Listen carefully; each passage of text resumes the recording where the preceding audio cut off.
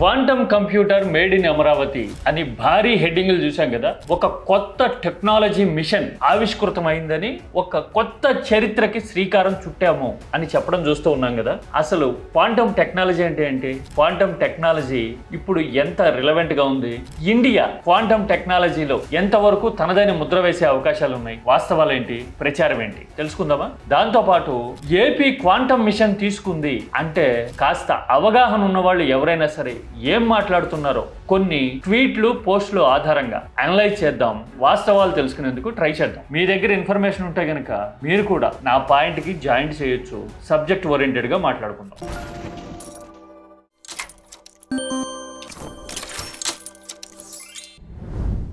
కొత్త టెక్నాలజీ ఏదొచ్చినా దాన్ని అందిపుచ్చుకునేందుకు మేము ముందుంటాం అని చంద్రబాబు పదే పదే చెప్తూ ఉంటారు కదా. ఆ రోజు హైటెక్ సిటీ కట్టా, ఇప్పుడు క్వాంటమ్ వ్యాలీ. 2014-19 టెన్యూర్లో బ్లాక్ చైన్ టెక్నాలజీ అని పదే పదే మాట్లాడడం మనం చూసుంటాం.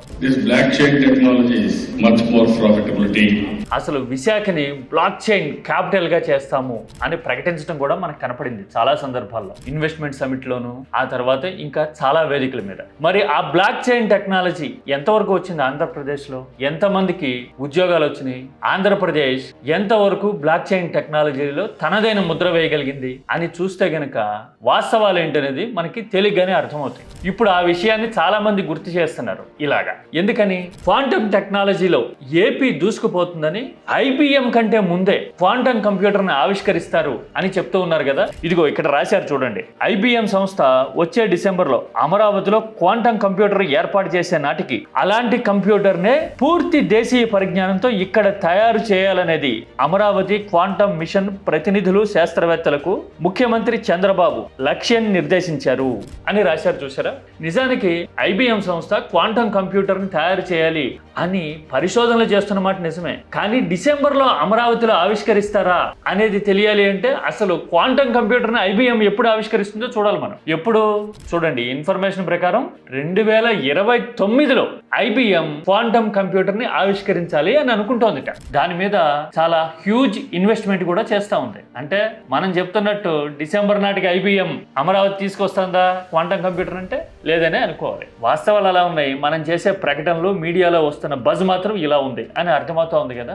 అసలు what is quantum technology, what is quantum computer అంటే సింపుల్ గా లేమన్ భాషలో చెప్పాలంటే being in multiple states at once. అంటే ఒకే టైంలో విభిన్న మార్గాల్లో, విభిన్న దశల్లో ఉంటూ పనిచేసే అడ్వాన్స్మెంట్ అని అనుకోవచ్చు. ఇంకా అర్థమయ్యేలాగా చెప్పాలంటే ఇవాళ రేపట్లో MRI స్కానింగ్ అంటుంటామే, అల్ట్రా సెల్ రేంజ్ వరకు వెళ్ళి స్టడీ చేయటం, అది క్వాంటమ్ టెక్నాలజీలో ఒక ఇనీషియల్ ఫామ్ అని అనుకోవచ్చు. అంటే దీంతో పోలిస్తే కొన్ని 10-100 రెట్లు అడ్వాన్స్మెంట్ అనమాట క్వాంటమ్ అంటే. దీన్ని ఫ్లాలెస్ డేటా ట్రాన్స్ఫర్ లోను, ఇన్వెస్టిగేషన్ మెకానిజం లోను, అన్సాల్వ్డ్ అండ్ అన్రిజాల్వ్డ్ ఇష్యూస్ ని ఒక కొలిక్కి తీసుకురావడంలోను, within short span of టైంలో పరిష్కారాలు వెతకడంలోను క్వాంటమ్ టెక్నాలజీ ఉపయోగపడుతుంది అనమాట. అంటే న్యూ ఏజ్ టెక్నాలజీ. బహుశా ఇంకొక 50 ఏళ్లకో ఏమో ప్రపంచవ్యాప్తంగా ఈ అడ్వాన్స్మెంట్ రావచ్చు అనేది క్వాంటమ్ కంప్యూటింగ్ మనకి చెప్తున్న, ప్రివ్యూ చూపిస్తున్న వివరాలను బట్టి అర్థమవుతూ ఉంటుంది కామన్ మ్యాన్ లాంగ్వేజ్ లో చెప్పాలంటే. అంటే ఇది ఫ్యూచర్ టెక్నాలజీ కాబట్టి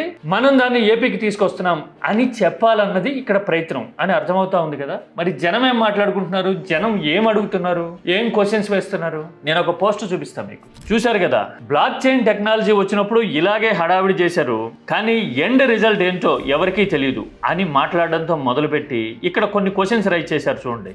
అసలు ఇందులో IBM క్యాషే ఇన్వెస్ట్ చేయట్లేదు అని మొదలుపెట్టి ఇండియా ఎంత ఇన్వెస్ట్ చేస్తుందో తెలుసా మీకు? 6,000 కోట్లు కదా. మరి అందులో బేర్ మినిమం ఆంధ్రప్రదేశ్ కి ఏమైనా కేటాయించిందా అని అడుగుతూ ఉన్నారు. చూశారు కదా, ఇది first question. Quantum technology mission అని చెప్పి ఇండియా 6,000 కోట్లు ప్రత్యేకంగా కేటాయించింది కదా. మరి ఏపీ క్వాంటమ్ మిషన్ లో ఎంత వాటాని తీసుకురాగలిగారు ఆ 6,000 కోట్ల నుంచి అనేది ఫస్ట్ క్వశ్చన్. అంటే నిధుల విషయంలో ఎంత క్లారిటీ ఉంది? కేంద్రం కూడా ఈ మిషన్ అనౌన్స్ చేసింది కదా, మరి ఫండ్స్ వచ్చాయా అనేది first question. Next, US and China quantum parts మీద ఎక్స్పోర్ట్ శాంక్షన్స్ పెట్టాయి. సో IBM లాంటి US కంపెనీల నుండి పార్ట్స్ సోర్స్ చేయలేదు. చేయలేవు, మరి ఇండియాలోనే మ్యానుఫ్యాక్చరింగ్ చేస్తున్నారా అని అడుగుతూ ఉన్నారు. పూర్తి స్వదేశీ పరిజ్ఞానం అని చెప్తూ ఉన్నారు కదా, ఆ స్వదేశీ పరిజ్ఞానంతో పార్ట్స్ మ్యానుఫ్యాక్చరింగ్ చేయడం అనే దశకి వచ్చామా మనము అని అడుగుతూ ఉన్నారు. ఎందుకు అంటే US China already quantum parts మీద ఎక్స్పోర్ట్స్ చేయటం మీద శాంక్షన్స్ పెట్టినాయి అనే విషయాన్ని ఇక్కడ గుర్తు చేశారు. దానికి సంబంధించి ఎక్స్పర్ట్ బయట కూడా నేను చూపిస్తాను. క్వాంటమ్ కంప్యూటర్స్ తో దేర్ ఇస్ శాంక్షన్స్ ఆల్రెడీ. చూశారు కదా, శాంక్షన్స్ ఉన్నాయి అని మాట్లాడడం. మరి స్వదేశీ పరిజ్ఞానంతో ఇప్పుడిప్పుడే ఎమర్జ్ అవుతున్న క్వాంటమ్ టెక్నాలజీలో క్రయో పార్ట్స్ మనం తయారు చేయగలుగుతున్నామా, ఆర్ యు షూర్ అనేది రెండో క్వశ్చన్. అంటే టెక్నాలజీకి సంబంధించి మనం అంత ఎవాల్వ్ అయ్యి ఉన్నామా అనేది రెండో క్వశ్చన్. మూడోది, మీతో క్వాంటంలో ఎంఓయూలు చేసుకున్న ప్రైవేట్ కంపెనీస్ ఏవి ఎన్ని డబ్బులు పెట్టినాయి పెట్టుబడులకు సంబంధించి, క్వాంటమ్ టెక్నాలజీలో ఇన్వెస్ట్మెంట్స్ వస్తున్నాయి అని ఈ మధ్యన ఈ ఫ్రేజ్ ని క్వాంటమ్ టెక్నాలజీ అనే మాటని వాడుతూ ఉన్నాం కదా, ఎన్ని కంపెనీలు భాగస్వాములు అయినాయి మనతో అని అడుగుతూ ఉన్నారు. ఎందుకు అంటే మన దగ్గర నిధుల కొరత లేదు అని ప్రత్యేకంగా చెప్పాం కదా, ఈనాడు కూడా రాసింది కదా, హైలైట్ చేసింది కదా ఆ విషయాన్ని. అందుకోసం ఈ క్వశ్చన్ అడుగుతూ ఉన్నారు. మరి దీనికి సమాధానం ఏంటి? ఆ తర్వాత మీరు పెట్టే చిన్న ఇన్వెస్ట్మెంట్ కి ఎన్ని జాబ్స్ క్రియేట్ అవుతాయి? ఫారెన్ కంపెనీసే క్వాంటమ్ ఇంజనీర్స్ ని మిట్, స్టాన్ఫర్డ్, చైనా, ఇండియాలోని టాప్ పిహెచ్డి టాలెంట్ ని హైర్ చేసుకుంటున్నాయి కదా అని అడుగుతూ ఉన్నారు. మీరు పెట్టే చిన్న ఇన్వెస్ట్మెంట్ కి ఎన్ని ఉద్యోగాలు వస్తాయి అనేది ఒక క్వశ్చన్ అయితే, మిట్ లేదంటే స్టాన్ఫర్డ్ లాంటి ప్రతిష్టాత్మక యూనివర్సిటీల నుంచి ఇండియాలో రేర్ గా ఉన్న పిహెచ్డి టాలెంట్స్ నుంచో ఇంటర్నేషనల్ ఫర్మ్స్ అన్ని క్వాంటమ్ టెక్నాలజీ టాలెంట్ ని అక్వైర్ చేసుకుంటూ ఉన్నాయి కదా. మీరు ఇప్పుడు క్వాంటమ్ టెక్నాలజీని పెట్టి కొత్తగా క్రియేట్ చేసే ఎంప్లాయ్మెంట్ ఏమైనా ఉందా చెప్పగలుగుతారా అనేది క్వశ్చన్. ఇందులో చిన్న ఇన్వెస్ట్మెంట్ అన్నారు కదా, ఆ చిన్న ఇన్వెస్ట్మెంట్ అనే మాట ఎందుకు వచ్చింది? తెలియాలంటే క్వాంటమ్ టెక్నాలజీ మీద ప్రపంచవ్యాప్తంగా ఎలాంటి ఇన్వెస్ట్మెంట్ జరుగుతూ ఉంది అనేది చూడాలి మనం. ఇదిగో చూడండి, ఇక్కడ ఉంది క్వాంటమ్ ఇన్వెస్ట్మెంట్ మీద 2025 నాటికి అవైలబుల్ గా ఉన్న డేటా ప్రకారం చూస్తేట జపాన్ $7.4 బిలియన్ పెట్టుబడి పెట్టిందిట. బిలియన్ అంటే 100 కోట్లు. ఆ తర్వాత యుఎస్ $7.7 బిలియన్ దీని మీద పెట్టాలి అని 2025 నాటికి డిసైడ్ అయిందిట. వేరాజ్ ఇండియా అందులో 10% $750 మిలియన్ అంటే మన కరెన్సీలో చెప్పాలంటే 6,000 కోట్లు ఇందులో ఇన్వెస్ట్ చేయాలనుకుందిట. అంటే క్వాంటమ్ కంప్యూటింగ్ మీద పెట్టాల్సిన ఇన్వెస్ట్మెంట్ R&D అంటారే, రీసెర్చ్ అండ్ డెవలప్మెంట్ విషయంలో ఎన్ని వేల లక్షల కోట్లు ఉంది మన కరెన్సీలో చెప్పాలంటే. మరి ఇంత హ్యూజ్ టాస్క్లో మనం ఇన్వాల్వ్ అయ్యి, అది కూడా వెరీ ఇనీషియల్ స్టేజ్లోనే మనం కంప్యూటర్ తీసుకొస్తాము అని చెప్పడం ప్రాక్టికలేనా అని అడగటం ఈ క్వశ్చన్ ఉద్దేశం. ఈ ఇన్వెస్ట్మెంట్ నెంబర్స్ చూస్తే మనకి అర్థమైపోతుంది కదా మీరు పెట్టే మినిమం ఇన్వెస్ట్మెంట్ అని. ఎందుకంటే జపాన్ వాడు $7.4 బిలియన్ పెడుతున్నాడు, అమెరికా $7.7 బిలియన్ పెడతా ఉంటే మనం ఎంత పెడుతున్నాం? నిధులు కొరత లేదని చెప్పాం, సరే ఎంత పెట్టగలుగుతాము, ఎంత ఇన్వెస్ట్ చేస్తామనే దాన్ని బట్టే కదా రిజల్ట్ వచ్చేది. మరి దాన్ని బట్టి అర్థం చేసుకుంటే ప్రచారం ఏ స్థాయిలో ఉంది, వాస్తవం ఎలా ఉంటుంది అని అనుకోవాలి. ఇక లాస్ట్ అండ్ ఫైనల్ ఇంకో క్వశ్చన్ కూడా ఉంది ఇక్కడ. దీనివల్ల ఏపీలో యూత్ కి ఎంత మందికి జాబ్స్ వస్తాయనుకుంటున్నారు? అసలు ఇక్కడ ఎవరికి ఉంది క్వాంటమ్ లో డిగ్రీ అని అడగటమే కాదు, 6 నెలలు ట్రైనింగ్ ఇస్తే క్వాంటమ్ ఇంజనీర్ అయిపోతారా? 12th స్టాండర్డ్స్ నుంచి సైన్సెస్ మీద పట్టు ఉండాలి కదా అని కూడా అంటం కనపడతా ఉంది. అంటే క్వాంటమ్ టెక్నాలజీ తీసుకొస్తామనడం సరే, కానీ అందులో మన యువత పాత్ర ఎంత ఉంటుంది, మన దగ్గర అసలు ఆ స్కిల్ సెట్ ఉందా? 6 నెలలు ట్రైనింగ్ ఇస్తే తయారైపోరు కదా. అసలు కరికులంలో చేంజెస్ దగ్గర నుంచి న్యూ అడ్వాన్స్మెంట్ ని కోపప్ చేసుకోవడానికి మనం చాలా చేంజెస్ ప్రిపరేషన్ చేసుకోవాలి కదా. ఇది ఇయర్స్ టుగెదర్ పట్టే విషయం కదా. మరి ఫ్రమ్ నోవేర్ 6 నెలల్లో అయిపోతుందని ఎందుకు చెప్తున్నారు అని అడుగుతూ ఉన్నారు. దీనికి సమాధానం ఎవరు చెప్పగలుగుతారు? ఇలాంటి విషయాల మీద మనం అసలు చర్చిస్తున్నామా? మీడియా ఎప్పుడైనా ఇలాంటి ప్రాక్టికాలిటీ గురించి మాట్లాడుతుందా? రియాలిటీ చెక్ ఉందా మన దగ్గర? క్వాంటమ్ టెక్నాలజీ అంటున్నారు, క్వాంటమ్ వచ్చేసింది తెచ్చేస్తున్నాం అనే మాట తప్పితే అసలు క్వాంటమ్ చుట్టూ ప్రపంచవ్యాప్తంగా ఏం జరుగుతోంది, ఇన్వెస్ట్మెంట్ ఎంత, అసలు టాస్క్ ఏంటి అనేది ఎప్పుడైనా మనం ఆలోచించామా? సమాధానం మనకు తెలుసు కదా. ఇంతకీ ఈ పోస్ట్ మీద కింద కామెంట్లు ఏమొచ్చాయి కూడా చూద్దాం. ఎందుకంటే పబ్లిక్ రెస్పాన్స్ కామెంట్లోనే కదా తెలుస్తుంది చాలా సార్లు మనకి. ఇదిగోండి, ఇక్కడే క్వాంటమ్ కంప్యూటర్ పార్ట్స్ ఎగుమతి మీద యుఎస్ చైనా శాంక్షన్స్ పెట్టాయి అనే వీడియోను కూడా జడ్జ్ చేశారు. ఇదిగో ఇక్కడ ఇంకో కామెంట్ వచ్చింది చూడండి.